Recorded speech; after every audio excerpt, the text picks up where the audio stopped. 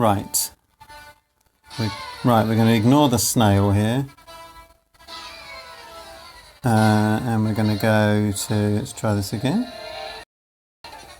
I'm an artist, you see, rather than a computer operator, but what I'd like to show you that we're going to draw a clown today. Now, I'm not going for realism,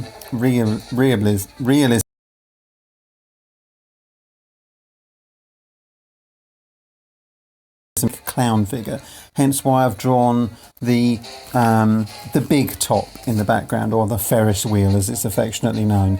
Now I'm going to go for the classic image of a clown that we all are familiar with, the Pierrot, the Grimaldi, Bobo, the Ronald McDonald, the Donald Trump, all those people we think of when we think of clown. And you can see the classic face we've gone for, the hair, the eyes, and I'm adding a little bit of outline here just to kind of give an extra difference between the foreground and background here, so we don't get him. I don't think. Now I'm deleting this bit. Never be afraid to get rid of mistakes. I didn't want to do the nose in that way. As you can see, I wanted the classic red nose. Don't be afraid to delete.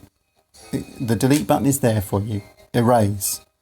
I'm adding the classic makeup here, which you can see, and the goofy clown teeth that we're all familiar with as well.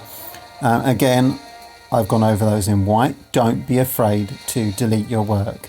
If you're not happy with it, go back and delete. And there we have it. That is the classic image of a clown.